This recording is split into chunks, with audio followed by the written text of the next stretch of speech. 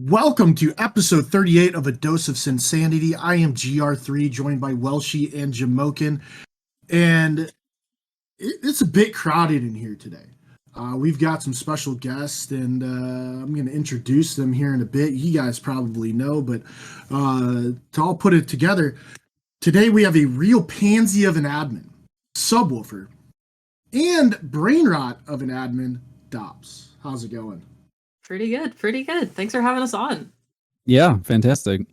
So we're going to start this off pretty quick. Sub, just I'm going to start with a question for you. Why are you so weak? And what does it have to do with your crippling imposter syndrome? I feel like that's a question from like behind two ferns or between two ferns? Between two ferns. Yeah. That's a very good question, and it all started when I was 3. And if you have about an hour and a half, I can tell you that story. But I'll save you for right now. 3.5 hours. Okay. Let's go ahead and kind of jump into it, though. So there's some people who obviously don't even know our super admins. They don't know Seth. They don't know Havoc. They don't know Jordan. They know the bots that are in the upper part and kind of those names maybe. But let's kind of get a background of you guys. So you guys are the admins of the league, correct? That's correct. I hope so. So sometimes before you get the boot, and we didn't bring on the other nerd. But how long have you guys overall been a part of 82L? Like player, admin, casting, Sub, I know you do some content stuff, whichever one you guys want to start, but we want to know a little bit about your background in the 82L. I'll defer to Dops as the senior admin here. Go for it, So Dops. I can just go backwards. I've been adminning since season 30, which has been just a little bit over 2 years. Prior to that, I was casting from season 28 into about season 32. My first season, I think, was 17 or 18 when I was 14 in high school with a completely different stack, and then ended up winning, I think, 23 contender. Damn. Hell yeah. So, I had a bit where I was in and out, but big shout outs to Jukester, who's I think finally come back, helped me get back into 82L around season 28, 27. Yeah, we're gonna get some quality All-Star games coming up here soon. Can't wait for that. Those last one, whoever was running that, trash, but we got Jukester back. We're gonna get him to do the All-Star. We're gonna figure that one out. Now, Sub, have you ever won 82L League? No. Yeah, haven't you? No. My first season as a player, I want to say was 22. I think this is my 15th season with the league, and it's my 3rd as an admin, I believe. So you're the newest on the stack, or is it Gambit? Who's first? You were Gambit. Newest as an admin? No, it's me. No, I started in the last spring, so it's been not quite a year. Gotcha. So have you do a lot of content stuff? Have you done that? I know you do it a lot for Barry Todd Lincoln, and you've done a couple stuff for myself, and we did the what is that? Our admins versus 82L kind of deal last time. Yeah, the badmins, yeah. Yeah. Did you just start that recently, or have you done that since season 22? So in terms of the content stuff, I think I did contender with Gambit one season. I did contender with Jamie, maybe 2 seasons. I was probably involved in content for, I don't know, 5 or 6 seasons on and off. Just something that I enjoy, and it's a fun thing to do. Kind of had to scale it back with admin duties. Just, content is time intensive. Admin stuff is time intensive. So tough to do both without no life in it. But yeah, it's something I always enjoyed for sure. Yeah, and a lot of the work that you do is really, really neat as well. And it's kind of cool to see the admin team not just being the admins of the league. You guys are players, you guys do content, cast, you guys as a whole, even Gambit included, are so into the league, and you hit. Why are we including Gambit? Actually, hold up. First off, he's an admin, and we're not going to get too much into him. We don't like him. He doesn't do anything. He drinks. He's the neighborhood drunk. We get that. That's fun. I don't know.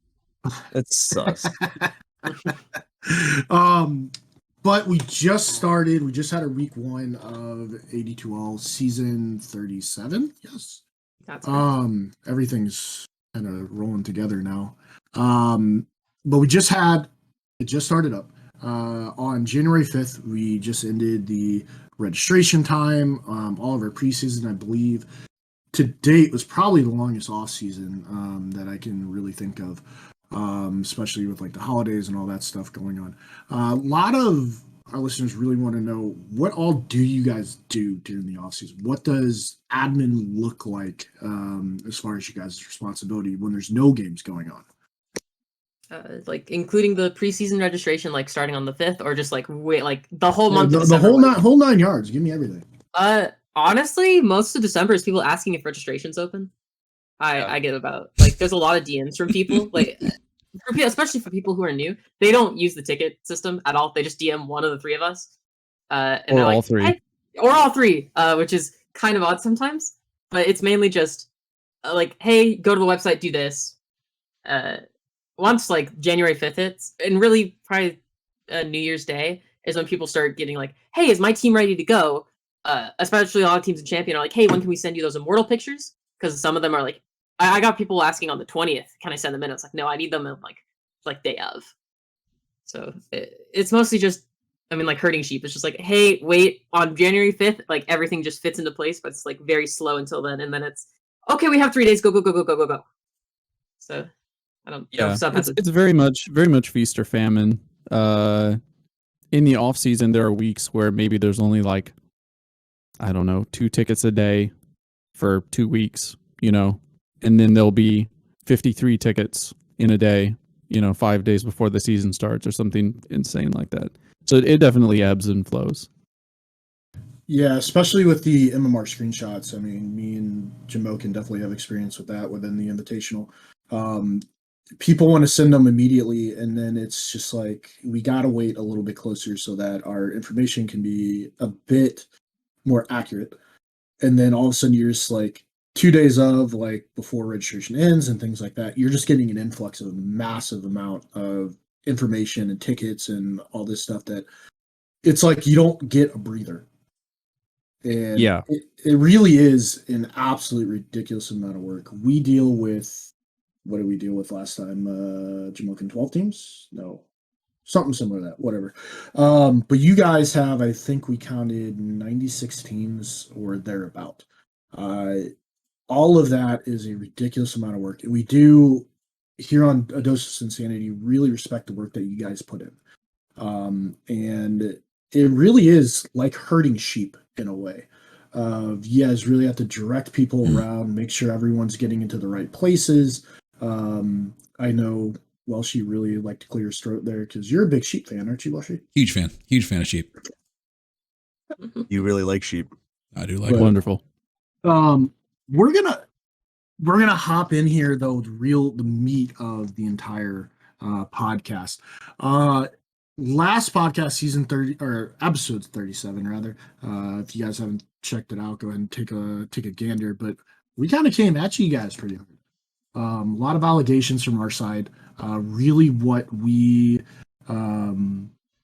issues that we saw face value, and we're just we're talking. We're not really, and we're throwing out all these allegations. And we wanted to bring you guys on because we wanted to put you guys on the stand. We wanted you to be able to give your defense and really let everybody know kind of how are these things being solved. Are they being solved? Is there really an issue? And really hear your guys' story, because it's not fair if we're just throwing shade all over the place and then you guys don't get any voice in the matter. So I think it's awesome that you guys are willing to come on, really talk to us about this.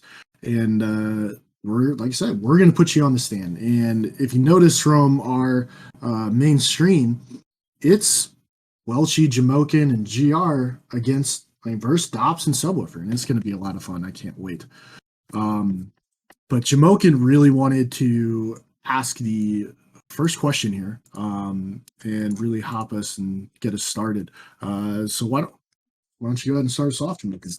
Firstly, I'm excited to start finally playing Defense of the Admins. It's the game we live for and die for, so it's really the best. But I really just wanted to start us off with talking about like how high should the standard for the admins be held to? Like, should the admins be held to a higher standard than say captains and then subsequently players?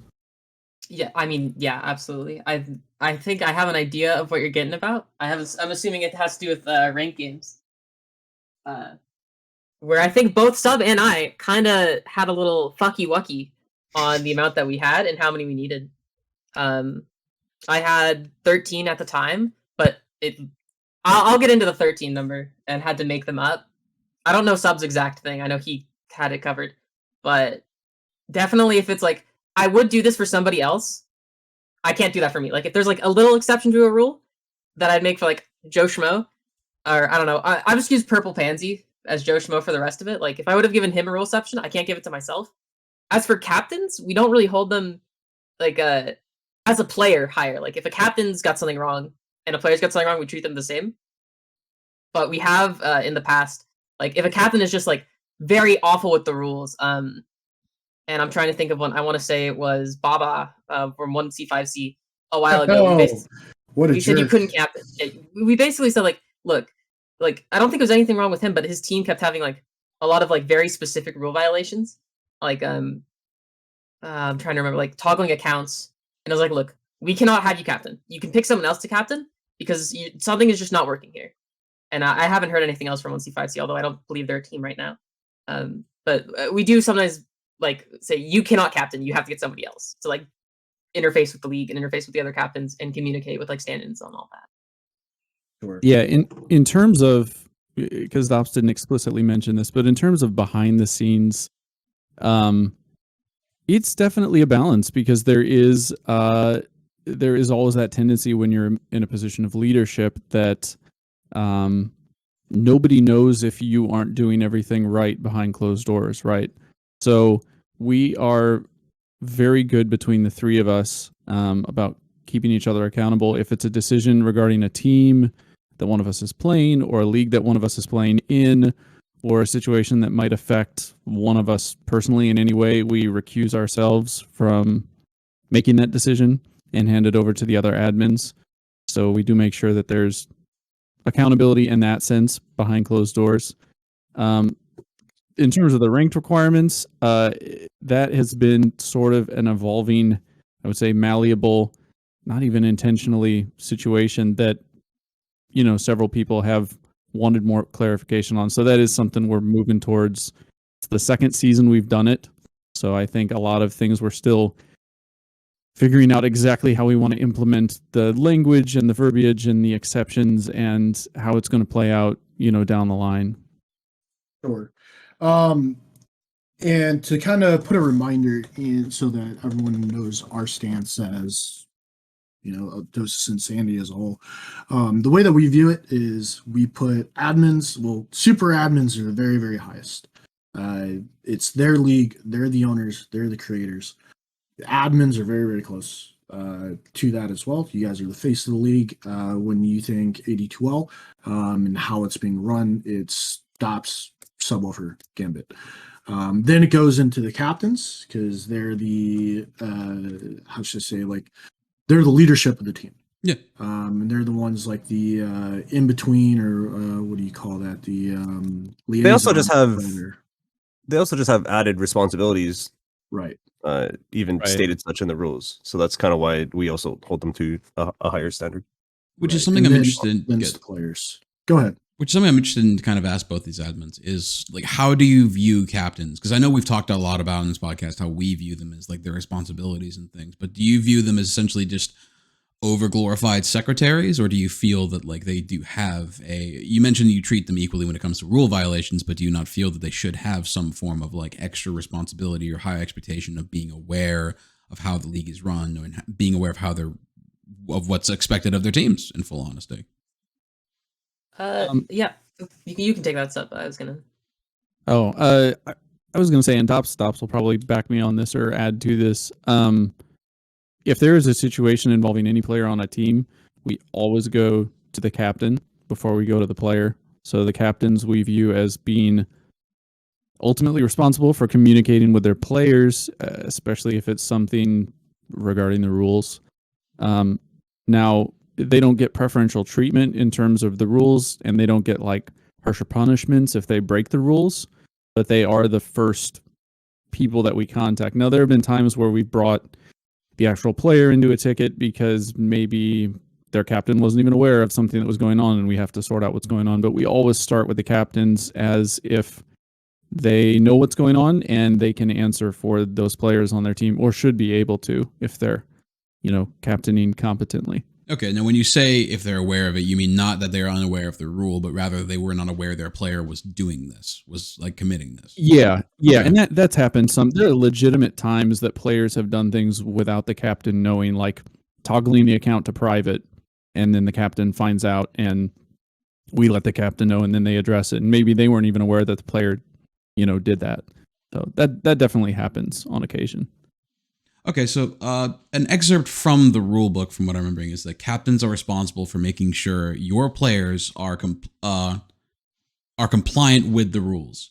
Now, does this mean if a team doesn't make sure that, if a team captain does not make sure that the team is ready at registration, the player who isn't compliant with the rules should be replaced by Sunday?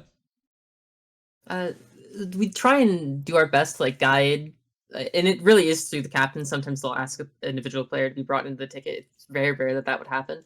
But if you don't have everything ready by Thursday, there's that 3-day window that we give you where it's hey, especially if you're new, some of these rules are definitely written a little weird, and reworking the rules to give an exact meaning of how they actually function. I know a big complaint was, if the rule does that, why isn't it written as such? And there's also some complicated wording. I'm not an English major, and I could barely speak English, so I'm sure some of these could definitely use another do-over. But just helping them be no, we needed this, laying it out for them, we need this. Can you get it by Sunday? And if it's, well, I'm gonna throw out Immortal Pictures again. It's well, that guy's out of town until Monday. Can we have another day? Typically, I'll give it, unless it's he won't be here for 2 weeks, in which get another player. That player's not gonna play the first 2 weeks anyway. I think I hope I'm addressing the question. I'm sorry if I'm beating around it a bit. So basically, once again, we're looking at this and reading the rules here of the captain responsible for making your players are compliant. And the way that we kind of view this is a lot of these rules are written to be handled at registration. And from what we understand, registration ends on the Thursday. Now, so the captain's responsible to make sure that all this is done. It is written in the rules that your captain is responsibility is to make sure that all your players follow the rules, which means following all your player account information, making sure that they have their rankings, making sure that they have their 500 games, making sure that your team is at the cap, and not above it, or below it is fine. They're just not going above it. Making sure that their team is 100% ready for registration. Registration being on that Thursday. Now, obviously, there's going to be the exceptions. I got a guy who's out of town until Saturday or Sunday, or even Monday. I can't get their most recent the MMR screenshot. Can we get an exception and have some time in order to get this in? In our opinion, yes, that's fine. However, if somebody like a captain's hasn't gotten their team fully registered, and there's a player who doesn't have their 15 ranked games, they don't have their 500 games, or they're over the limit, then something's got to change. They've registered. If they got a guy who doesn't have 15 games or doesn't have 500, they're off the roster. They're automatically at registration, which is, as the rules are stating, they're not eligible to play. And then to us, because that player is not eligible, now you've got to find a player replacement. And that's the way that we see it. Like we said, we hold captains to a higher standard. It's their responsibility. It's not the league's responsibility to make sure that, and baby everybody, that they got their rank games, they got their 500 games in. It's the captain's responsibility going into registration. that's what I believe is kind of the main point that we're trying to make here. I believe you guys kind of have a different feeling on that aspect. I would say that something that all three of us share, and Seth also too, I would say a pretty large extent, although he's not present in the day-to-day decision making very often, is if it is a rule or something that affects the competitive integrity of the league, we'll say player is smurfing. That's probably the most blatant exception that I can think of. Something that directly affects games, is cheating, is clearly malicious. That's a pretty black and white issue, and that's something that can be defined in an absolute yes or no sense. Is this player smurfing? If the answer is yes, they're not playing. Their team is gone. They're gone. Maybe both. If it is a situation where there is the possibility that an exception can be made that can accommodate that player or that team, and that otherwise they've acted in good faith, and we have the ability to make that exception, and it benefits the league by having another team play and enjoy themselves, then we will typically make that exception. That's not written in the rules because that's a very kind of abstract thing to define. But I would say that in general, if there is the possibility for an interpretation that allows a player to play who is acting in good faith, and maybe it's their first season, maybe a life situation happened, maybe, who knows? There are a lot of situations that come up that you wouldn't even think of till you see, 70 of them in the same season. And so we do our best to wade through those, with like kind of a human element and say, does this affect the competitive integrity of this specific league or this team or this player? And if not, then we try to work with that. Because at the end of the day, we want people to enjoy playing in 82L, and we want people to be able to follow the rules. And if we can allow a tiny bit of, leeway or extension or working with them or troubleshooting whatever issue they're having with their account, who knows, then we typically go for that approach. It's more time intensive. It's typically a tougher approach than just saying no, but it's a lot more rewarding for the league as a whole at the end of the day. And it results in teams coming back because they're like, hey, if something's going on, they'll listen to me. They'll work with me if I have a problem. So I just want to jump in quickly. For me, a big proponent of teams registering when they don't meet the registration requirements is them in it of themselves registering.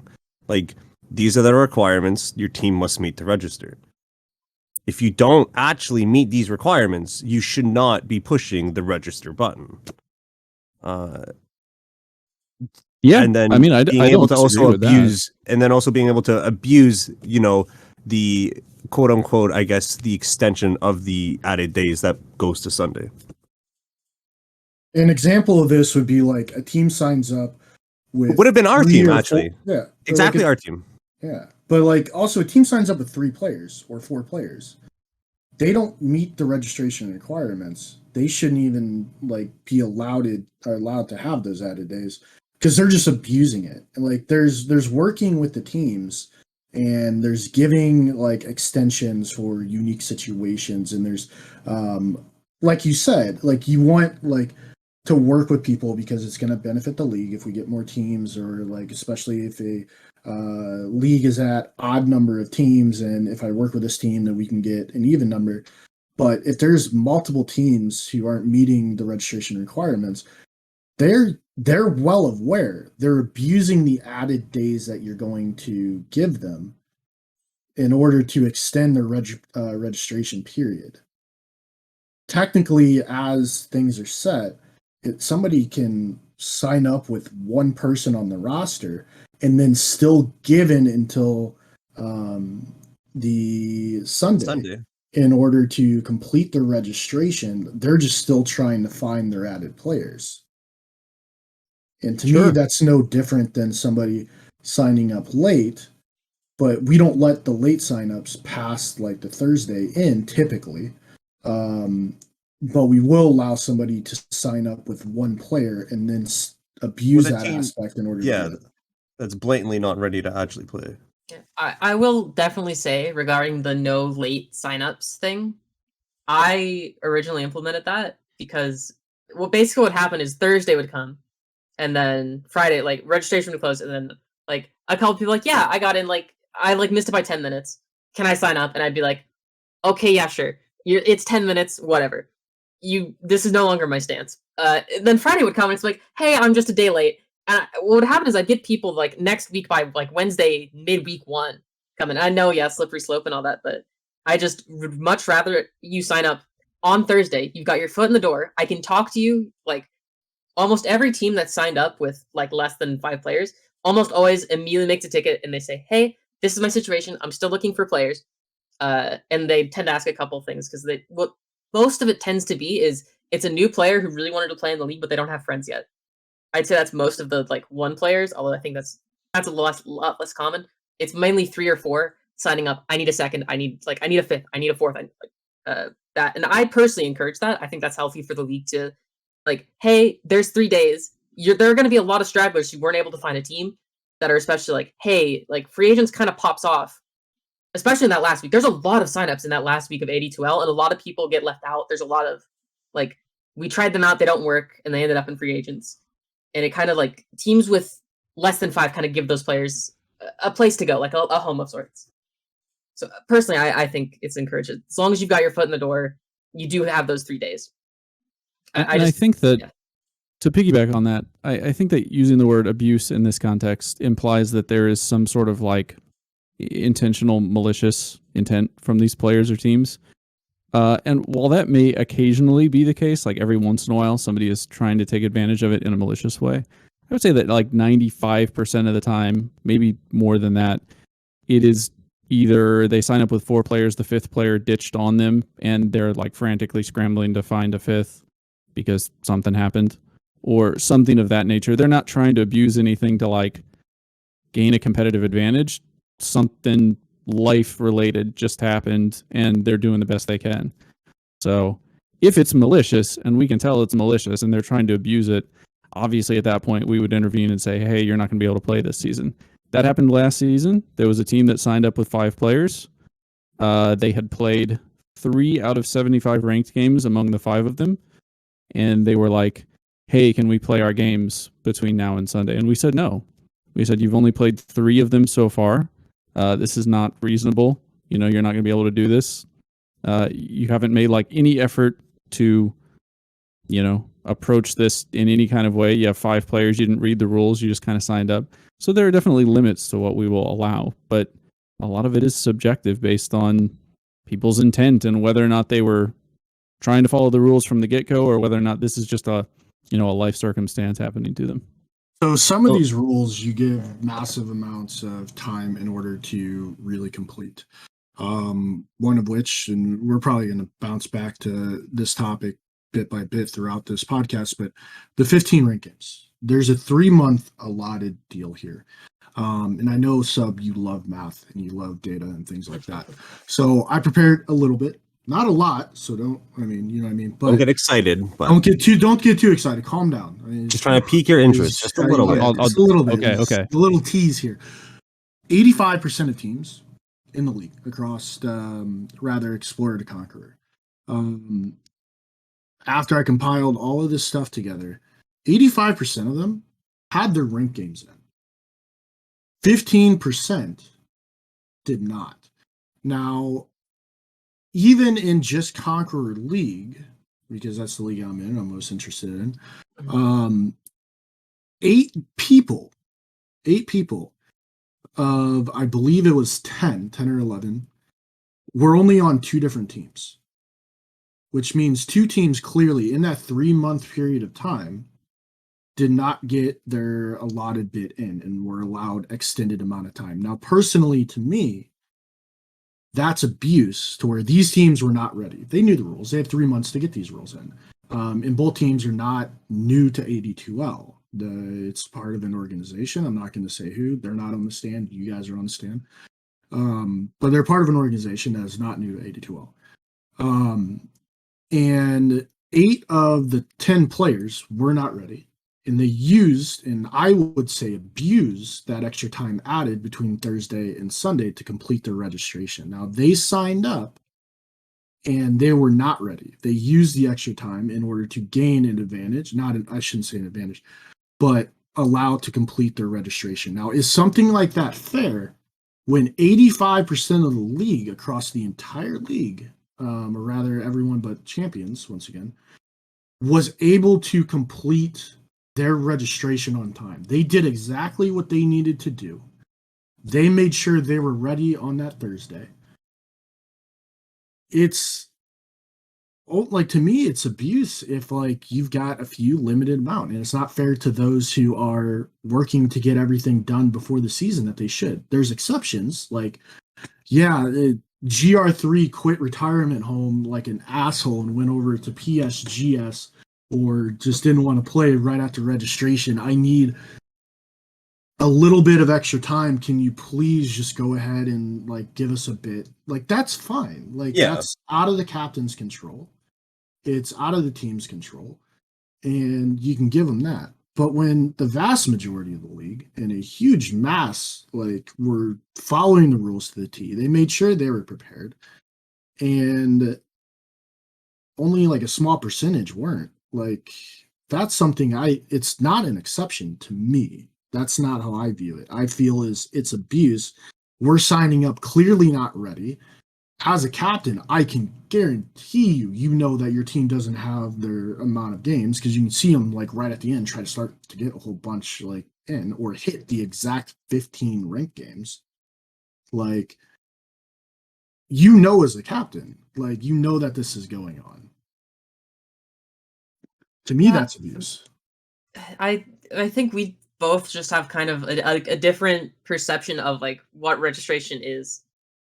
You can probably read almost any announcement I've made before where it's you do get those 3 days to fix issues, but I don't think it's like fair versus unfair to the rest of the league like that. We're giving these other people like a little bit of time to assist. Once again, you went through the numbers. I bet probably over half of those they were not going to meet them at all. Like, the captain could definitely see that they don't have the time to meet the ranked game requirement.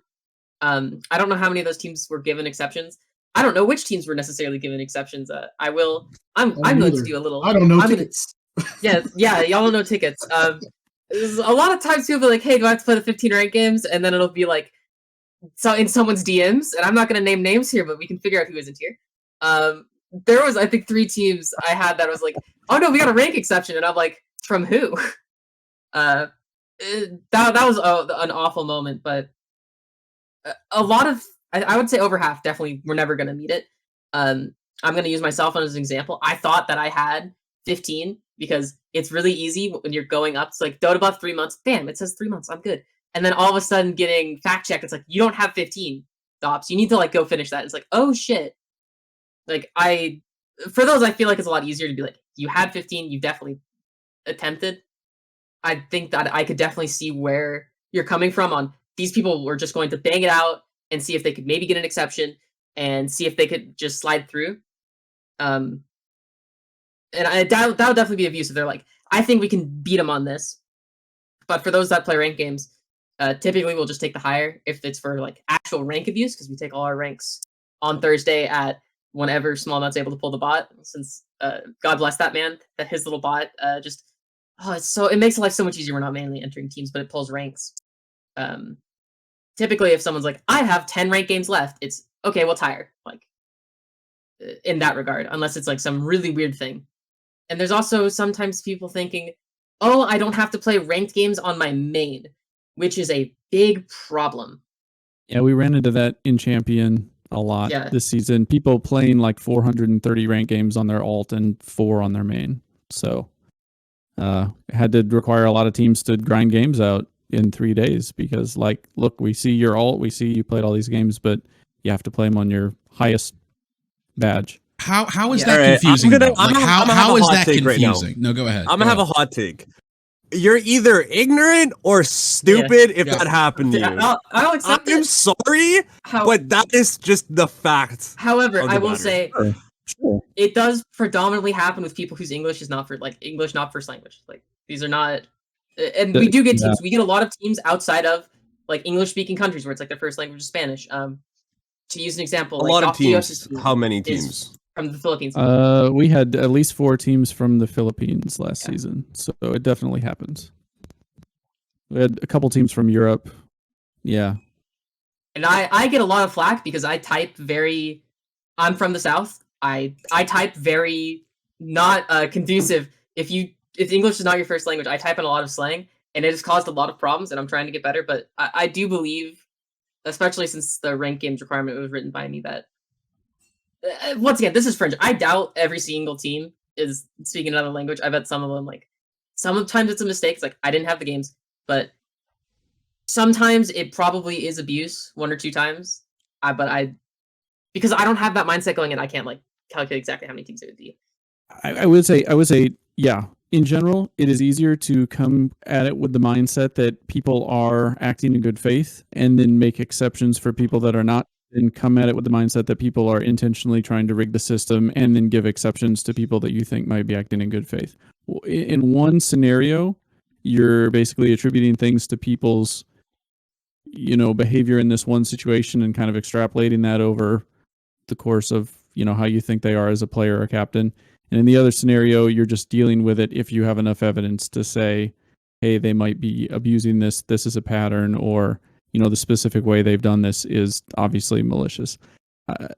Again, unless a team is gaining a competitive advantage by doing this, there's no downside. There's no downside to giving them 3 extra days to fix things. It is only a net positive for the league as a whole. So if that's the stance that you guys are taking, wouldn't it be easier to say, well, Thursday is end of signups, Sunday is end of registration? Because you can't sign up after Thursday. We made that rule. It's not allowed. Like, maybe you guys might make an exception for 1 team or 2 teams out of the 96 that we have. But if you say end of registration and how most of your rules are, and you can say, okay, this team, the signups are done, but they can finish their registration by Sunday, and making sure by that Sunday they can get their 15 ranked games in. They can get their 500 games in. They can. Dobbs is typing. I like it. I don't know if it's to me, but I like that. I like that idea. But yeah, with that being stated, then like 90% of your problems to me are over. You can't, like, you eliminate abuse automatically because you're 15 ranked, or because like you're giving so many, I'm going to call them exceptions, because to me, if it's written by registration, you have to get 15 ranked games in, and you don't have it, it's very black and white. Like that rule is like, they can't be any more black and whiter.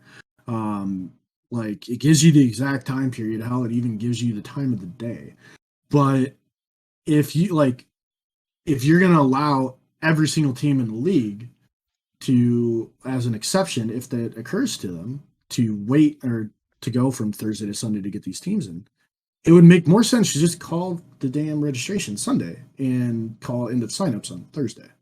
Yeah, and what you heard me typing was me typing in the admin chat to change the rules to that. That's what that typing was.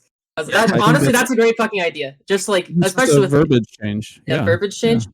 So likely there will still be exceptions given out for ranked games, for the reason of why they were originally there was not, I can't get the game. Like, originally the purpose was, there are some people who like have jobs. Specifically, I think the example that came up when we were doing it was the Mittenses. What's funny is all of the Mittenses made all 15 ranked games the season we introduced it. I think maybe one of them didn't. The original idea was most of them would be, I could not have gotten the games in at all. I'm just too busy, and then we try and adjust them. Someone was unable to get their ranked games in, and they were an immortal, and I said, okay, you're getting plus 500 MMR, enjoy, going up 2 stars. And I felt that was fair, and I don't know if y'all were aware of this. Nope. No, so Champions League is a very, very black spot for us, because a lot of Champions League, you have to have your MMR screenshots, and we don't have those. Yeah, so if we don't have those, there's nothing we can look at. It doesn't even make sense to even look at like Champions League at all. But I am curious what y'all feel about the Champions exception of, if you can't get the ranked games in, like if you don't want to do any because you don't want to lose 6K, this is the genuine example, by the way. He was busy with work and didn't want to lose his 6K. I said, okay, here's 500 MMR. You will be adjusted up 2 stars, and I will need 15 games played before next season. It feels very Rain League to me. Like they want to give added MMR and added weight and things like that. But like, you do that once, then all of a sudden that's your precedent for the rest of the time that you have somebody who doesn't want to get their rank games in for XYZ reason or whatever they want to say to you. Because let's be honest, like they say, hey, for the last 3 months, I've been like going through XYZ. It's been horrible. I can't really play. Like I'm just not feeling it. I'm not in the mindset. Like whatever reason, you can't say, well, that's not what happened. Like because you don't know. Like there's no way to prove like whatever they're saying. But you ruled that way once. Now you have to rule that way for everything. And when you have it clearly stated, you don't have your 15 ranked games in, then to me, it's black and white. You don't make it. Yeah, there's exceptions. I get that. But like that type of ruling is the same reason why PSGS like even had an argument this season to be able to play. To kind of get background on it. There was a team who was given exception. This was told to me in a DM from Gambit talking to him. There was a team with player had 5 rank games. And because they're significantly below the cap, so this is like the opposite spectrum of what you're telling me. Yeah. They were allowed to play because even if they got in their 15 rank games, they were not allowed, or they would not have affected their weight at all. Because of that ruling right there, that gave the opening for PSGS to even think about playing this season. If that was ruled of no, you're not allowed to play unless you get that 15 rank games in, PSGS isn't even in Contender League. Oh, Seth. So once you rule like something like that, you like that's the new law of the situation. And especially if people know about it, they gotta follow it. And it's the same as like in your tickets. If you rule something one way, then you kind of gotta follow it. That's your new ruling. It's not a rule for one time, and it's not a ruling for one time. It's there and after. That's how the situation's handled, and because that's the precedent that you guys set. Exceptions become standards, right? So are you arguing that every exception then becomes something that has to be followed? Blanket, because that sounds like what you're arguing, and I don't think there's anybody that would not think that that's patently ridiculous. Like exceptions are well, phrase it differently then. So phrase it differently then. So what if a team comes to you and says like, okay, so you did this for this team, why aren't you willing to do it for us? Like what's the response there? Because that frames the question the same way. Yeah, sure. I would have to look at their situation, and if it is the same situation, then I would probably react similarly. If it is a different situation, then I may react differently. And that is the prerogative of, that's the reason why we have admins that are people and not, ChatGPT running the league. Because if it's just a yes, no, black and white following the rules, we could have an AI, admin. Mm-hmm. So ultimately, ChatGPT might do better, honestly. But I think ultimately, the exceptions come down to the human element, and saying that because you made an exception once, you always have to make that exception. I don't think there's anybody that's ever run any league in any context that would agree with that being a good faith argument. Well, I think you just agreed with me, because if the situation's the same, you just said that you would probably rule in the same exact way. Yeah, and but not for sure. Exceptions are made in because the situations are different. And if one person has one situation, one has another. But if I have the same situation where, for example, I had a player who didn't have enough rank games, he was significantly below the floor. Because you ruled this way, like that allows us to get in. Or if you have another player who doesn't want to get their 15 rank games in because they don't want to lose their 6K, then you ruled it as you give them plus 500 MMR. Somebody comes in with the same exact situation, then you give it to, or then that's the way that you guys have shown that you're going to handle that situation. Therefore, that's the way that you rule it. That team, because the 6K player doesn't want to lose 6K, gets added 500 MMR. Yeah, I think the situation is different. So does it become does it become a written rule? No, but it becomes a quote unquote, I would say, standardized exception of you don't want to lose your 6K, take the 2 stars. Yeah, which honestly is not a good trade if you want to play an 8-2L. That guy took 2 stars and he was still, their team I think is still -2. Fair. But like I definitely think if I got another mortal that's like I don't want to play ranked games, I'm like, okay, here's 500 and I have you marked for next season. And because you can't go 2 seasons without having played any. I'm not going to accept that. But there are sometimes like very subtle differences. I think. Is it okay if I name players on this? Just like check out some names of who you were referencing, Greco? Yeah, you're welcome to call people out. It's Sundance and Seth, right? Yes. Okay. Yep. So for Sundance, If you can call out and anybody, you Gambit can call handle- out Seth in this podcast, please. yeah. Seth is wonderful. We're going to treat him a little differently, but not because he's an admin.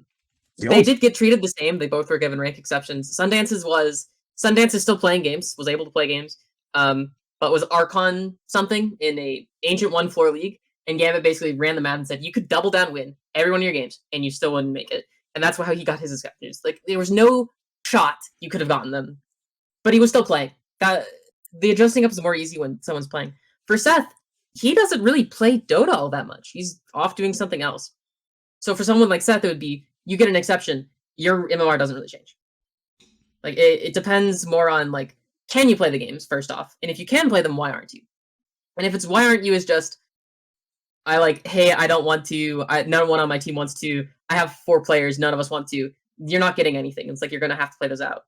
If it's one player, and it's just like, I don't want to play, for Immortals, it's really easy, because you can just adjust the number, and it's very easily trackable. For Metals, it's a lot stinkier, I guess, would be a good word to describe. No, I get that. Something that kind of always comes to my mind is, like back when I was dealing with Gambit, when we were, I forget what season, I'll have to forgive it, but talking about the concept that somebody was smurfing and how you guys kind of go about investigating it. Like part of it, and like part of he always does give a lot of credit to you, Dobson, your kind of deep dives into people's, like, looking if they're smurfing or not in your investigations that you do. And part of it is, yeah, well, I mean, you still do your best, but the point is that you compare kind of also, like, if for alt accounts and stuff like that, or having someone play for them, you compare kind of the way that they were playing before the league, as well as like how they're playing like in league. And part of my question is that is the 15 games not also kind of part of that? Like, you're going to have this kind of baseline of like, okay, you were playing like this before a season. Like, you're saying you're an Archon. I feel like it's, maybe to get my point, I feel like it's not having the 15 game requirement creates a bigger hole or possibility for smurfing. Like, okay, you don't need the 15 in those 3 months. You're going to be given an exception. So what's the high end of that, right? You haven't played a single game of Dota in a year. You hop on this account and you're playing like a Divine 5. Like, where's the kind of, because I assume that if you're going to go for a smurfing case, like part of it is you got to compare, or an alt account or whatever, any of these cases. Part of it is seeing their previous play style and how they played, and seeing if there's a massive change, right? Or if there's like an evolution of how they're playing. Is that not fair to say? So doesn't the exception defeat your ability to do that? A bit. Part of it with going in and checking like Smurf and alt accounts, it's only really useful to check if someone else is playing on that. So if it's an account, I can only look at games for up to the past 2 weeks.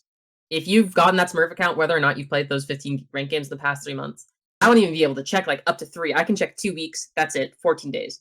Dota buff doesn't save. The only games that get saved are esports games, which is why when sometimes Russian Smurfs will be used in a 1v1 tournament, like in 2014, and I'm so happy for that because I can at least get something. But like you can have all your games played on ranked, and I can't check any of them. That's more of a how many games have you played, and does your account kind of read like a Smurf? Smurfs and alts are not really detected during registration. We will get things where it's like, hey, this looks like it could be a Smurf, this looks like it could be an alt, and we bring it up to the captain. But it's very hard when you have nothing to compare it to. Like, how are they playing in comp? Some people just pop off in comp. Some people pop off in pubs. There's a difference. Yeah. But most Smurf and alt things are reported mainly by captains. And this is why, especially during the town hall, I always say, if you see something suspicious, say it. Because, like, we fuck up. There was a player in I'm going to use Champions, the league that but you care about Conquer. I have to care about all leagues, but I scummiest league, the Champions League. I typically handle Warrior Conquer. Champions, and you do content, and you cast. Yeah, I feel that. There was a player who, yourself is no more. He's a Russian player, and he got kicked from Winner's team for what I thought was him just being inactive. It had been a while. It was in a ticket. I couldn't find the ticket, and he didn't have he had enough ranked games, like a little bit kind of iffy. And I let it through because, like, in my memory, my little memory bank, it was this player stopped playing Dota and was kicked from his team for it. And then one of the WSS people brought it up to me and was like, "Hey, are you sure about this? Can we get a double check?" And I double checked with K-Sticks and his captain. And eventually Control was like, I think he has an alt that no one asked about. And this player's first language is Russian. They're from Russia. It's one of Nico's friends. It was, hey, there's an alt. oh, okay, there's an alt. Okay, what's that alt? That's also immortal. What's that alt's MMR? It was like 200 short. That they had been playing ranked on. It was like kind of a okay, what are we doing for that? And it was like, we're just giving you 70s this week because caught it in week 1, but you didn't disclose it. Although to be fair, we didn't have the big disclose announcement, but it's a player that like it was a new Smurf, I think, that they started last season after they got kicked. So we wouldn't have found it last season either.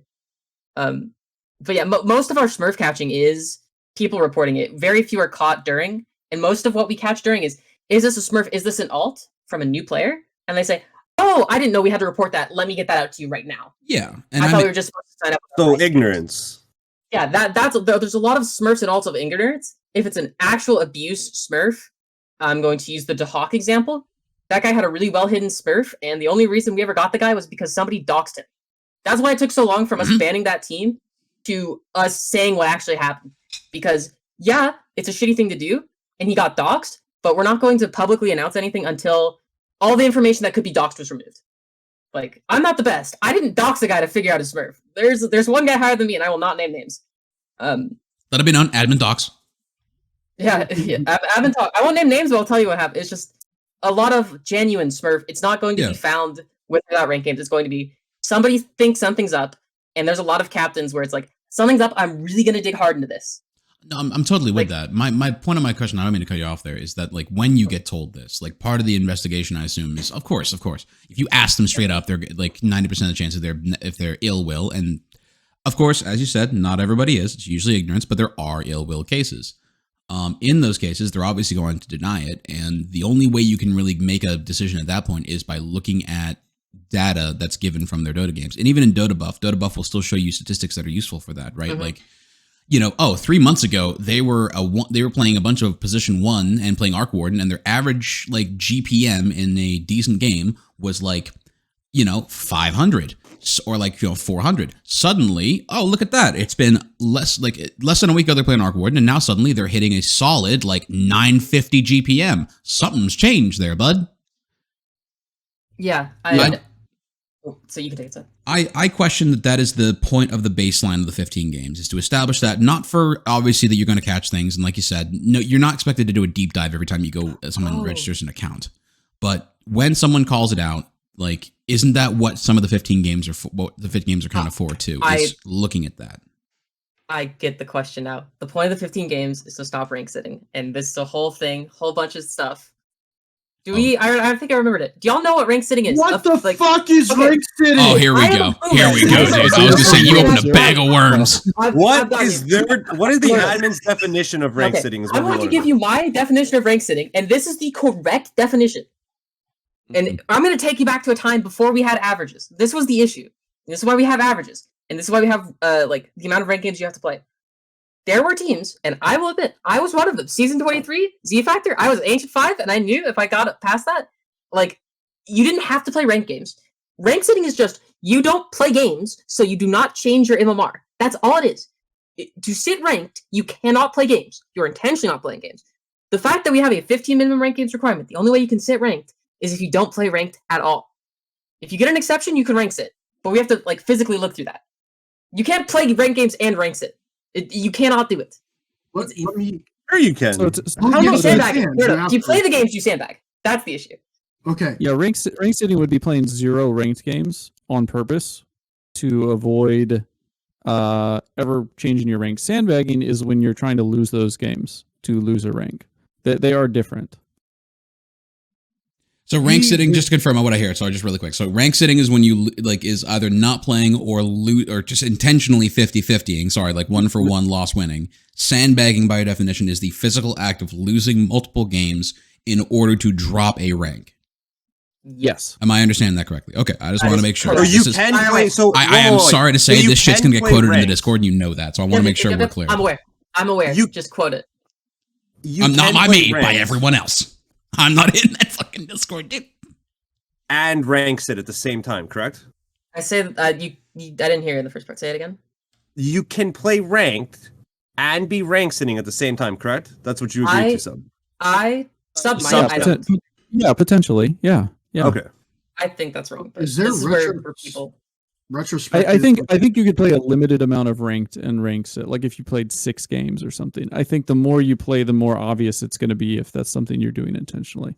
I want to give a scenario, and I want you guys to tell me if this is rank sitting. And by this is what I would consider rank sitting, based on what you guys are telling me. And I think JMO's on the same page here. So if you have like this is multiple players on the league. This actually happened. If you are playing your ranked games and you get up to 90%, 95%, you lose a game, you win a game, you lose a game, and let's be honest, you can lose games, not look like you're sandbagging, not look like you're throwing, but trying not to win. Yeah, you're really trying not to win. You're not trying to lose, but you're trying not to win. But because if you go up, you're going to go above the whatever you're allowed, like your rank, the ceiling, your weighted, your ceiling, whatever. And then the day after that, you get to ready to be scheduled. We get to play ranked freely again. We can go up in MMR, and you have 3 or 4 players in like that very day that they're allowed to start playing rank again, and they go up an entire star. Is that not rank sitting? They're sitting at 90%. Wait. In conjunction, they played like 8 ranked games from yesterday till Sunday or Thursday. I struggled to get their. They struggled to get 50. They just hit 15, but then right after they're allowed to play, they went balls to the wall. They all ended up ranking up and have tons of ranked games. So something that I put in that admin announcement is that we have to have, I don't remember the exact wording that I used. We have to have, the burden of proof is very high for this because there are lots of legitimate examples, especially of teams playing comp, especially of teams that maybe they bring a coach on for that season and they all start practicing together and taking it seriously, where they'll start the season and end the season wildly different in rank. Which I would say is very different than somebody that is doing that to rig the system. So after one day, sure. There are examples in the real I want to world. add something. I want to add something just a little bit. I think no matter what you do, we had it with caps and now we've kind of had it with averages. If you're a player and you know that you're kind of near the cap and you hit that 99% mark on your thing, you're just not going to play ranked until afterwards. And it's like, I would say that is most of the league. Almost like there are so many players. Oh yeah. After they're moving to red to be scheduled, like there's nothing we can do about that to really punish it. Like that's really just with the rank exception account sitting. Like that's where really I got the only spot we can get it. And honestly, I haven't done this in the past, but I might start doing it. If you want a rank exception and you're not immortal, I need to see your badge. Because if I'm giving you a rank exception for like 10 games and you're at 90%, I'm not giving you that. Like, and this is also something that I definitely should. Maybe this also answers more of what you were asking, Welshie. If a player is Legend 5 and their team is at 0.5 under, we are not giving a ranked exception for that team. I don't think there was a single ranked exception given this season where it wasn't either a player like 2 full badges below the floor or a player where they play 13 out of 15 games, and even if they rank up, their team's still -8. Like, I gotcha. We definitely looked at that. Real quick. I'm sorry, just to make sure that I'm understanding. I have a clarification question. When you say rank exception, you mean rank games exception, right? Just to be sure. Okay, I just needed to make sure. I apologize. Yes. Yeah. So, like, if it was a player saying, "Hey, I can't hit these ranked games, whatever. Like, I've got 13, but I'm not going to make 15 by Sunday," which I think we gave like 1 of those or 2 of those out. Yeah. Like. That was a situation where they're like Crusader 2 and the cap is like, or the floor is like Legend 1. I'm like, okay, you're fine. That we can work with that. If they're sitting Legend 5 and the rank out for the league is Legend 5, obviously we're going to say, no, you have to play those games because this could directly influence where your team plays. You don't get an exception. Oh, for sure. Well, especially because you include that added stipend of, okay, if you want the rank exception, we're tagging on 500 MMR to whoever player you are. Like, you're going to get the 2 stars. That's naturally going to season out a lot of these teams that are on the border. Now, the thing that I had the question of, and I apologize if I'm taking away from anybody else's here, but the thing that occurred to me, the first scenario that occurred to me is, let's just the point of the league, kind of what every team does, is that they all want to sit at 0, right? Every team wants to be at 0. You're incentivized right? to be at 0. Everyone's incentivized to be at 0. That's what everyone's striving to be at for their ranks. That being said, though, like let's say, defining rank sitting, let's just go ahead and say, like you said, they got their 15 in, everything's cool. Now, these are the players, all of them constantly play ranked. The 15 game rank is no problem because all of them constantly play ranked and they're all good for it. They hit the 0 number and they're exactly at 0. Suddenly, all 5 of these players, like, a couple, like maybe a week or 2 out from registration and all the weigh-ins and everything, have decided to suddenly play no ranked games and they're all playing just unranked. Is that rank sitting? Is it ethical and in the fair play of the rules? Like, because I will full on. You guys don't define what cheating is. You basically made what cheating sounds like is basically doing something that's against the integrity of the league. Well, if you're sitting right at 0, you would be playing ranked, but the only reason you're not playing ranked is because you guys are at 0 and you're at 90%. Yeah. And I'll fully disclose that I'm saying this question knowing that 50 to knowing 90% of the league does this, right? Oh, I would say that. So let's as a let them captain, respond. I told my Let's let them players, respond. don't play ranked. Yeah. Let them respond. I would say that in general, when there is a rule that is abstract, because there are so many variables at play, and there could be perfectly legitimate reasons for these variables, and maybe illegitimate reasons for these variables. Mhm. You cannot enforce something in a concrete way that has variables. You have to approach it case by case, which is why it is vague, because the moment that you make something that is vague specific, people are going to exploit it. Yeah. It is much easier to have it be vague and approach it on a case by case basis and deal with the worst offenders than to set a line, because that line just becomes the new line that people toe. So you're just creating a new problem for yourself. You're not solving an existing problem. You're just enforcing a different standard. So I'd still like to know. Good, sorry, I apologize. No, you're fine. Yeah. Go ahead. I'd still like to know the admin position on this one though, because I feel like this is when you're defining rank sitting. Yeah. This is the line. Like this is the one that people are confused about. So please, Josh. I'm gonna hit you with the same thing I said earlier, and here's your soundbite. If you have played your 15 rank games, you can't rank sit. Like that's the point. If you played 0, you can rank sit. If you played your 15, you could fiend. If you are like mostly you stop playing ranked, that's not rank sitting. It is if you haven't played the 15. If you've gotten the 15, I can't physically. You are out of my hands. Unless you've sandbagged. If you've like intentionally lost, I can get you. But like if you played your 15 and you're like exactly at 0 and everyone's waiting to go, I physically can't touch you. You have immunity from me. How is that rank sitting? You're literally just not hitting registration requirements if you don't have your 15. It's not rank sitting. You're not meeting registration requirements. Yeah. Rank sitting is an old term that shouldn't have gotten used. Yeah. Rank sitting is an old term that shouldn't have gotten used. I mean it. Rank sitting was like should not have gotten ever picked back up again. Just bury it in the dirt outside. It's not a term that we really look at. Okay. It's exclusively for rank exceptions. That was like maybe tossed around in chat once, like between me and Sub and Gambit, to be like, hey, let's make sure they're not sitting like to get the exception. If you've played the 15, you cannot rank sit. I can't touch you. If you are at the fucking cap and you're perfectly there, but you played your 15, you're untouchable. I can't touch. I can tell you, did you play your 15? Yes, I played my 15. Are you under the cap? I'm under the cap. You're allowed to play. Yeah, I think that's the best position that the admins can probably take, just because, like I said, I think this is something that, again, when you're encouraging people to sit at 0 and they want to get there, and then you're talking about them, of course, like every team, if they're put at the 0 marker 2 weeks out, they're going to say, hey guys, don't rank up. Whatever that means. I wanted to just personally establish that, like, hey, that wording, like when I first read it, that was what I read. I'm like, you're going to tell us not to do something that is like kind of intuitive to the way the league's set up. That's kind of fucked. And by we, I mean everybody else at this table but me. But that's beyond the point. I want to follow up with that though. So you made the point of like, if they're not intentionally losing, things like that, they're at 0. Like they're untouchable if they're not intentionally losing, aka sandbag, in order to stay at that rank. If they're at 0.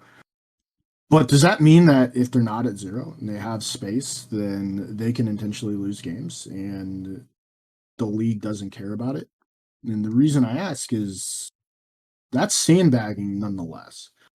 Whether or not they're like, the league's very hard on no sandbagging, but whether or not like there's whatever like rank involved, or even if they're at like 1 and whatnot, like you don't know what's going to happen thereafter. You don't know if like a player like on your team is close to ranking up and then goes on a loss streak and then all of a sudden is not. Like you don't know what's going to happen. But even if you're like 1 star away or 2 star away, like sandbagging to me. And there's got to be a line. Like I'm actually kind of curious, what is the line of sandbagging? Actually, I want to add on to that before we pass it over to Sure. them. From my perspective, this season, the league's interpretation of sandbagging is it's only cheating, which sandbagging isn't against the rules. It's cheating against the rules. Except we added a rule last second. Not going to get into that. We'll touch that in a bit. But it seemed like you guys only cared if people were sandbagging if it actually made it so your team fit within the cap. If you were below the cap, it didn't seem to matter. And the reason I quote this is because Dop's last 2 ranked games for the 15 games, she died 31 times in 2 games. I'd say that's sandbagging. She said it's not going to affect the outcomes of the games, even if I double down, it shouldn't matter. But to me, not only did she not hit her 15 games, she sandbagged the last 2. Dops, why are you such a bad influence on the community? I will say I did fuck myself over on this one. I don't know if you remembered me saying it. It was, if I happen to lose my Immortal 3 badge, I'm still Immortal 3. I was like 40 over, and I was like, oh shit, I need to play 2. I lost both. I think I fed like a motherfucker in this game. Let me go make fun of myself because I had been home. Oh, you did. You died a fuck ton. I looked. Yeah, no, you know why? I was home from the moment Grand Finals ended.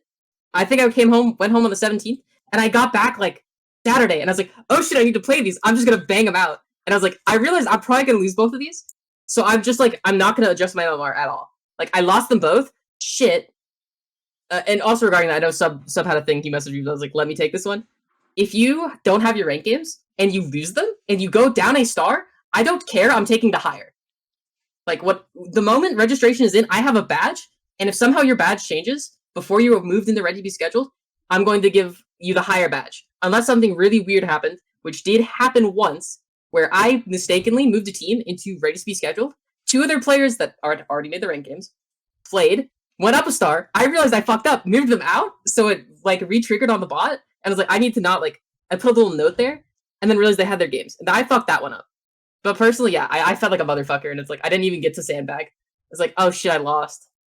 I've also already made the MMR back. I think I'm like 10 below. Sorry about that. Sorry about being a shit badman. I'm joining leagues on this one. I've also played you when you're playing Nyx, and I'll tell you right now, either everybody dies or you die. Like I've seen you right whole now. ass commit, so I also have to believe it. And what was it? Damn.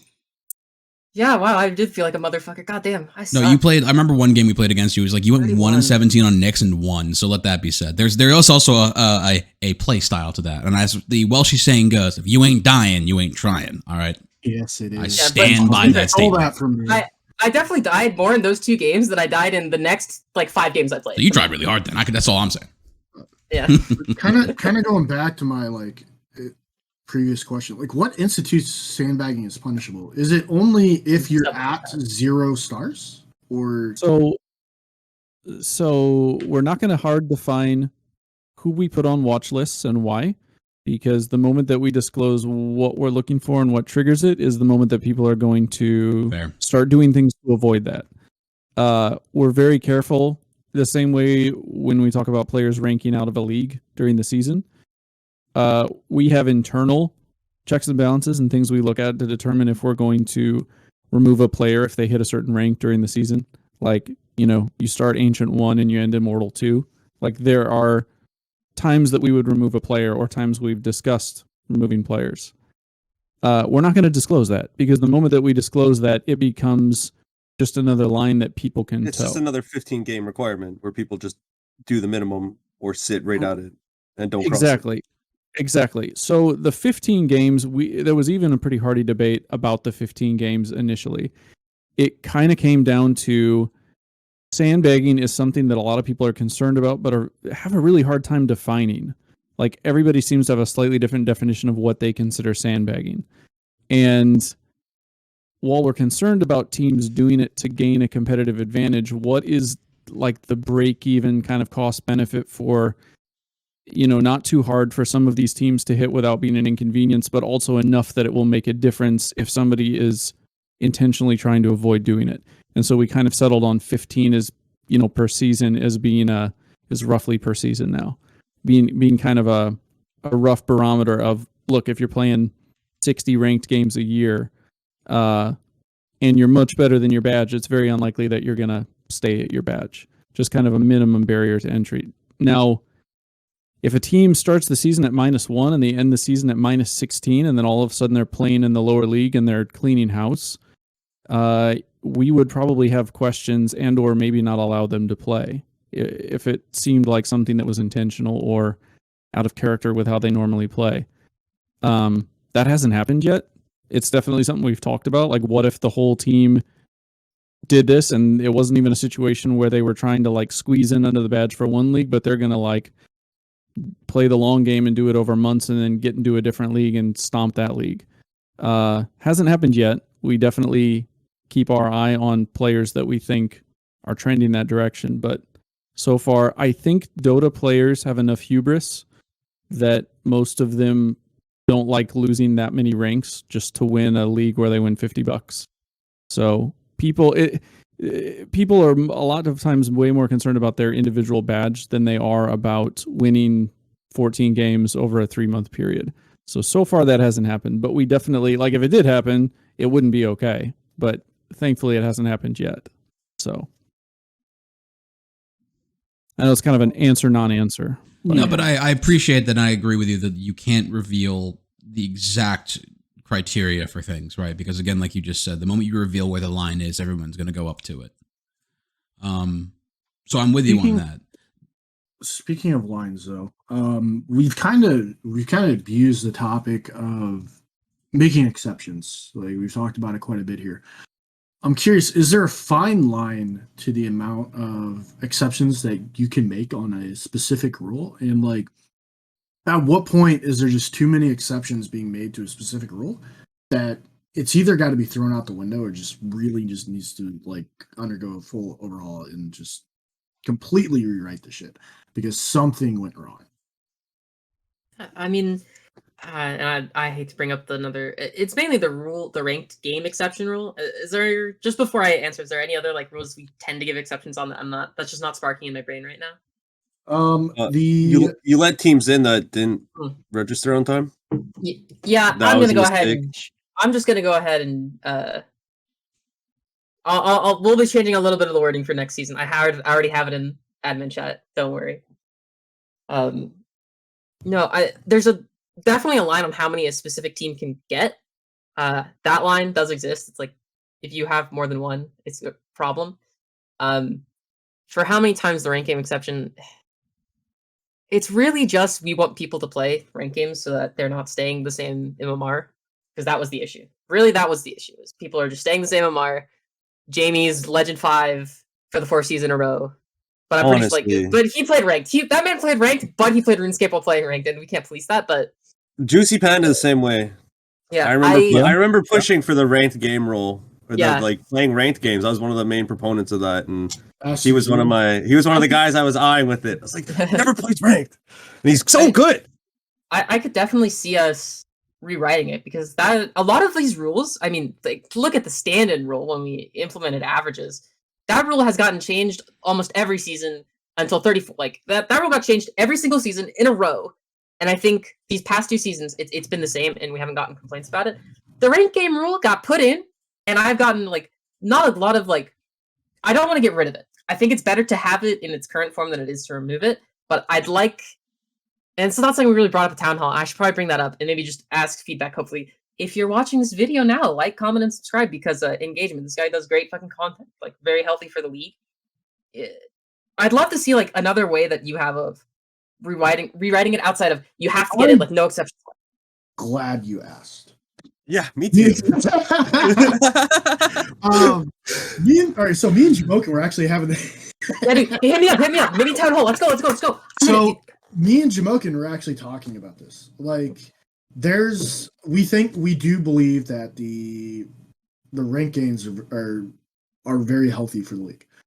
We also believe there needs to be a fine line. Like, There's obvious exceptions of, like you're saying, like there's just no fucking way. Like this guy just fucking started playing again literally last week. We needed a last like whatever.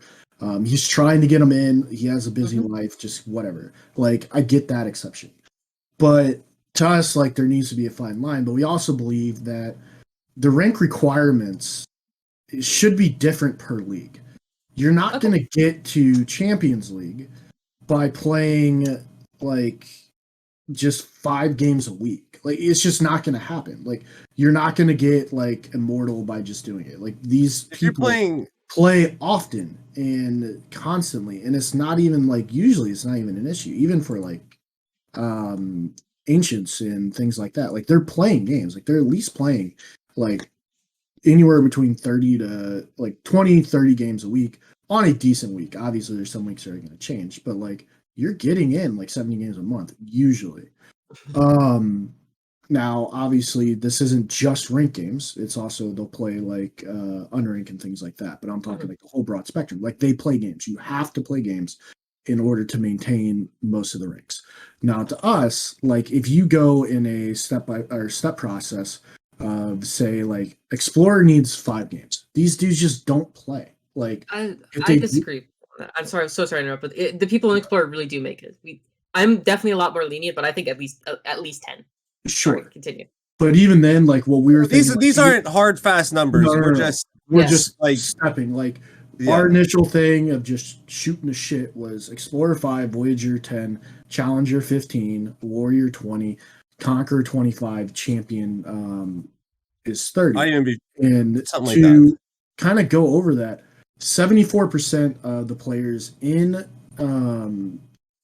Conqueror League at sign up were over 25 games. 11% of those were in the 15 to 25, which means most of those were like at 22, 23, 24. They got to play like 2 more ranked games and whatever. The vast majority is hitting those 25 games anyways, just naturally. It's just like the few that are like 20, 25, and then you have, like we stated before, those 2 teams that sat literally right at 15, and then which is 8 players. And even those like at registration didn't even have 15. Like they were at like 5 or 6 or 7. The ones who are like the major offenders, and that's literally 2 teams. And you take those 8 away, and it's the literal, like you take those 2 teams away, and it's something like 96% or something is like within a game or 2 away from even hitting that 25 mark.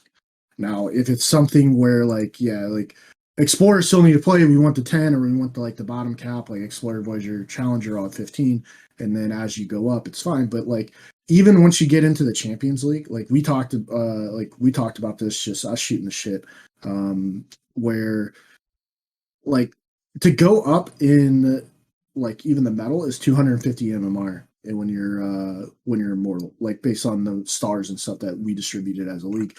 For divine, it's 200, and your 15 rank games in a lot of cases, like right at the end of the league, like a lot of these guys only need to get 6 games in, 7 games in, 8 games in. Like it doesn't even matter like what they're doing. It's not even going to manipulate their rank anyways, especially if they're on the bottom end, because they can only gain like 160 MMR anyways. Like it just doesn't make sense, because like it doesn't accurately show the ranking at the Conqueror and Champion League, especially because it's 200 MMR in the gaps, whereas it's 150. So sure, it's you play 8 rank games of all party and you win them all, you're going to go up a star. But that's not the case for the other 2 leagues. So it needs to be a higher requirement, in our opinion, but like especially in Champion and Conqueror. I completely agree with you. I think that's a wonderful change, and probably expect an announcement in the next couple weeks. I really like that. I might not adjust. Slots, if I may ask. Oh yeah, fair enough. The politician has arrived. If subs, I'd like your thoughts on that. I like the idea. I would not lower Explorer, because I think that a lot of times there's not a lot of new players to Dota, but there are new players to comp Dota that go from pretty low ranks to like medium ranks pretty quickly as they learn concepts in comp. And if we're not encouraging like a baseline participation of ranked, I think we're maybe not doing them a service, or teams are playing against a good service by allowing them to maybe sit lower than they deserve. So I think 15 for the lower I leagues think 15 exactly. Sure. will be the baseline. I don't think we want to drop it because there are teams. Explorer had the bulk of the exceptions this season. I'll just be honest with you. I think like 3/4 of the exceptions were in Explorer, because a lot of those players have been at a similar rank for 20 plus seasons in 82L. So it's very easy for us to look and see, oh, you only played 9 out of 15 games. You've been a Guardian 2 since 2015. Like, we're not worried about it. So that's vastly different than a player that has, 300 games and doesn't want to hit their, or, not 300, but maybe they have 500 games. They don't want to hit their 15. Obviously, we're not going to make an exception for that because we want to encourage them to continue on their trajectory wherever they're headed if they're a genuinely new player. So,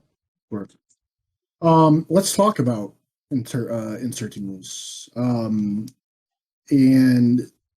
really, when should you add the rules? And when should they go in place? And we had a big issue with the announcement of, it looked like there was nothing in the rulebook regarding sandbagging. Or I know you guys are saying, let's forget it. Let's throw it in the dirt. We'll throw it in the dirt after this podcast is over. But rank sitting, we add into the the admin announcements? I can't remember what the actual admin decisions. Yeah, whatever that channel's called. That appears to be as a rule. And when you make a statement like that, it's like, okay, we just officially added it to the rules. Like we did this 24 hours before registration closes. Is it really healthy to add things right as the league's about to start? When should you? And this is kind of I kind of want to get away from, at least on this topic, you're on the stand kind of thing, and more as a open-ended discussion. When should you add rules? Like, should it be the in-between period of like the dead time between leagues? Not dead time for you guys, but dead time for the players. Should it be like 2 weeks for registration, or is it fine to just put it in anytime? I have my own opinions where you kind of want it to be like, if I'm gonna change rules and I'm gonna put it in, we can put it in anytime, but it's gonna be for the next season. Especially like right before registration, like teams are operating under an idea of, this is how the league is going to be formatted. This is how we're going to run things. These are the rules as such, and then changing it thereafter is typically really bad. But my opinion is very, very minimal sometimes. So I'm curious what you guys think appropriate time of adding rules would look like. So I'll start this one out because I was the one who made that judgment call to add that post into the admin decisions. So ideally, well, before I say that, I'll say this, because this ties directly into this, and it's something that I kind of wanted to talk about earlier, and I forget in exactly what context. So this actually works really well here. I've been in the league almost as long as Dops, a long time. Some of you guys have also been in for 10, 12 seasons. Changing things is kind of like steering a very large ship.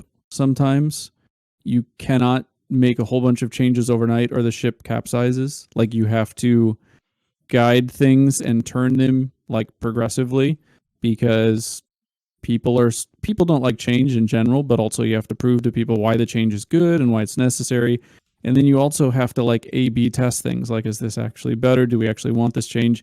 And if you change everything all at once and everything goes to shit, you don't even know maybe the reason why. So sometimes like incremental changes and doing things with like an end vision in mind, it's not what you want. You want to make a whole bunch of changes at once of things that are wrong, but it's healthier.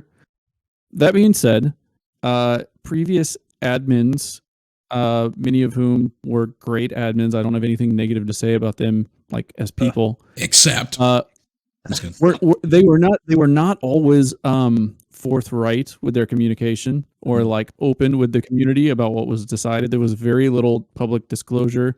it was kind of like, this is what we say we're going to do, so this is what's happening. There were a lot of like public outcry over decisions that were then maybe reversed, that were then reversed again. There was a lot of confusion and kind of like, we're not even sure exactly what's going on sometimes. And I'm talking like back in the 20 seasons, not like anything super recent. When I came on, one of the things that I said to Stops and Gambit is that I wanted there to be more disclosure.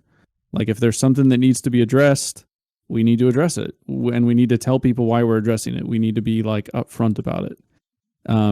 Because we are ultimately, in some way, we're accountable to the league for making decisions that benefit the players in the league. And if people don't know the rationale behind why we're doing things, it looks really bad, and it's not a good reflection on us. I love that. I want to jump in. You talk about being open and what's in the best interest of the league. And so when you make these exceptions and these rulings that sometimes, kind of go against the book, but isn't for the best interest in the league, why is that not the reasoning behind it not told to the league, just with any, potentially sensitive information, obviously redacted, so that people know what happened there? Like, why was PSGS allowed to play? Why did this happen? Why did these teams or these events, why was the exception made? So that's a good question, and I'll tie that into what I'm saying now. So the reason that this was posted specifically is there were a good number of tickets with people saying, I think this team is smurfing. I think this team is sandbagging. I think this team is sandbagging. I think this team hasn't played enough ranked. We got a lot of tickets about it from a lot of different people that were very concerned. And I would say 99% of the tickets were people witch hunting people that they don't like. You can answer each ticket individually and then have people mumble in pub chat or talk amongst themselves or say the admins really aren't addressing this. Jay just told me it's a non-issue, but I'm really unhappy about this. Sometimes it's better to go public and say, look, we've heard what you're saying. We've heard a lot of you. We're reading all of this. We're taking all of this into account. Here is our stance on this. We're not enforcing it retroactively. We're not even enforcing it. When I was asked about this point blank in several different threads, I said that we don't have anybody we're enforcing this on, and maybe I should have been more specific. There is nobody that we're looking at for this right now. We do have a stance on this. We're developing maybe a more conclusive stance on this. Go ahead and make tickets if you'd like, but your tickets that are maybe witch hunts because you don't like a specific player, here's the league's stance on this. So it's a pretty high burden of proof. We're not going to ban somebody from the league just because they had a 7-game losing streak and you think that was intentional. Because we got tickets like that, as ridiculous as that sounds. Who would have done that? So, really at the end of the day, 2 of them were fucking sus as shit. At the end of the day, if we had gotten tickets about PSGS, I probably would have addressed it publicly. There are times that there are so many minor situations that we clean up that having a public log of every single thing that we did would be like ridiculously time intensive and probably not helpful. Most people wouldn't care and it would just be noise. So we try to use admin decisions for things that are bigger than a tiny little minor exception. Like if it's a penalty, if it's a suspension, if it's a team, a change to the league, it's something that affects more than one team, then we use admin decisions. If it's something that affects one team or like one series, we typically address that in a ticket. I would really like to see that information. And I feel like you could just get Fred on that, the guy that does the minutes for the town hall. Fred seems like a guy that has a lot of time. He's told me how to do that every single time. I forget every single time by town hall. Let me give a suggestion. And I brought this up for sure 100% in this podcast before. I don't know if I brought it up outside because the problem is like the season's 3.5, 4 months long. Usually this last one is really long. Yeah, with all the something holiday like season. So like that's a long time. You have issues come up. You have you input new different deals and you want feedback. Sorry, but the feedback channel in 82all is the biggest joke I've ever fucking seen. In 90% of cases. Sometimes you get some quality, but usually not. I know Sub reads it. Yeah, I read it. Sub writes it is what I said the first comment on feedback is good. The first 2 responses worth reading. Anything after that is just shitpost. usually shit. Right. So my thought in like my favorite thing that has been added over recent seasons has been the town hall. Like it gives the opportunity for people to step up in front of others, ask the admins directly, like, hey, this has been done. What do you guys think? Really get a feel for the direction that the league is going. Any new type of or things, how things are going that you've implemented. And you talked about like it is good to get feedback, and you don't want to input in multiple things each season, because then you don't know, because there's too many variables. You don't know what's bad, what's good, what's working. Maybe if I just entered one, like this one's not a problem, but the other 15 things are. What do I remove? What do I not? It just gets confusing. But if we entered like a mid-season like town hall, it's a good time in order to address how are people feeling about the input of new rules or new ways of handling the league. Is it something where, hey, this is actually a good idea, but if we tweak it a little bit, we're already addressing the captains, we're addressing the community, we can tweak it then. Say, well, this is what we're going to, like, we're obviously going to talk about it, but we might tweak it come playoff time or like start next season, whatever time it fits in.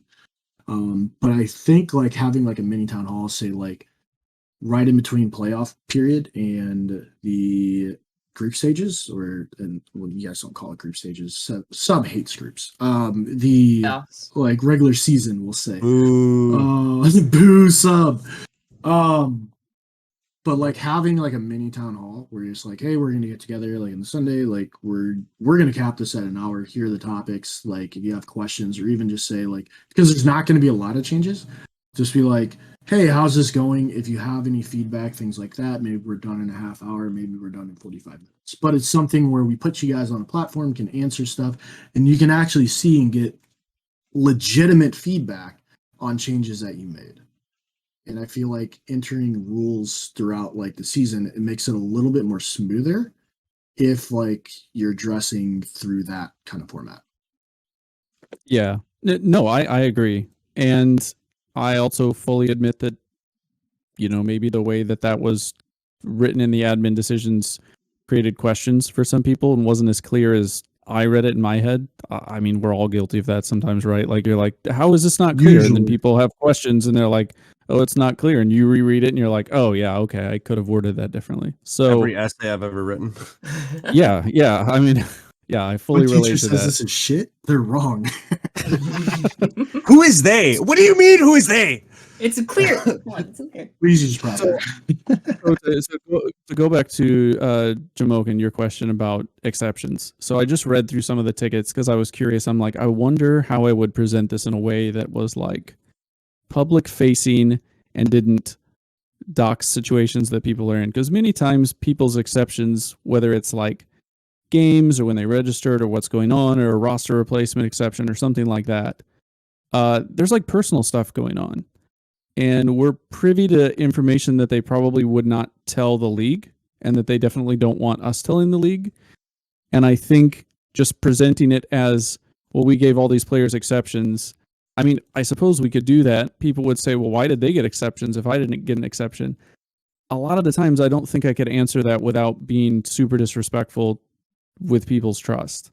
Because when you got 450, 500 people in a league, people have personal stuff happen and they need exceptions made, and there are legitimate situations. And I don't really feel comfortable like putting that out there for the public, even hinting at it for the public. A lot of times people want that to be private. I'm on your side for that. Absolutely. Sorry, I don't mean to cut you off. It would be tough. It would be tough to like disclose that without like doxing people's situations or like what's going on. I don't know if that would be like appropriate in a league setting. I agree. So. No, I agree with you. I think it's inappropriate. I just also think of the fact that at the same time, obviously there's two sides to it. There's also the side of just if someone asks like, hey, why did this person get an exception and not me?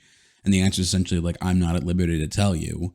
You can see why that might be a little frustrating, right? Like it's Okay, but then you open Sure. yourself up to favoritism and all these other allegations that there's no way to defend yourself from without being open and being communicative. maybe this isn't so much a thing of I'm asking for an answer to, but more so also a thing to make people aware of like, look, there's times where like to explain a full situation violates the privacy of an individual in this league.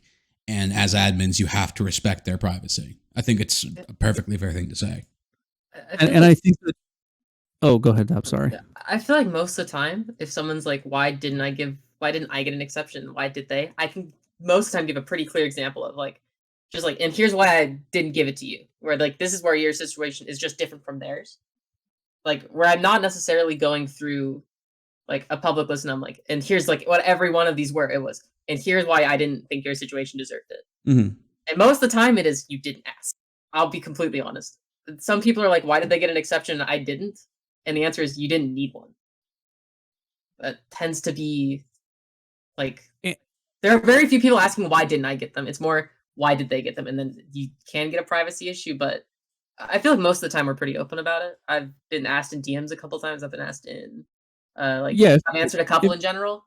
But Yeah. If it's a situation where we can be open and somebody asks, we always will be, but it's very case by case. And I guess I would just say, like, for all three of us, for Gambit and Dobbs and I would hope that in situations where we cannot give all the details, people would see kind of our increased communication with the league and our upfrontness with things that we're doing and penalties. And, we've had a lot of them the last 6 months that we've been very upfront with, very public with. It hasn't been hush hush. That they would see that, we're trying to conduct ourselves with integrity and transparency. And that if it's a situation where we cannot be transparent, it's not because we're trying to hide something. It's because we are, protecting whatever situation is going on. Awesome. That's what I would hope people would say. So we're gonna go ahead and shut it down. We're way over time, but I feel like It's been a blast. Yeah, like it's so interesting sometimes to talk to you guys, and we're harsh at times, but like you said, it's because we give a damn about the league. It's a league that even like Jamokin and Welshie have skipped a couple seasons, and they still care, and like I still care. So it's always fun to bring you guys on, talk to you about issues that we see, and I think it was a really beneficial conversation that we had today. It has been a pleasure. Thank you guys Absolutely. so much for joining Thank you. us. And with that, we're going to shut it down. Thank you for everyone listening, and we'll see you guys next time on episode 39. Have a good Everyone one. say bye now. bye now. Bye bye.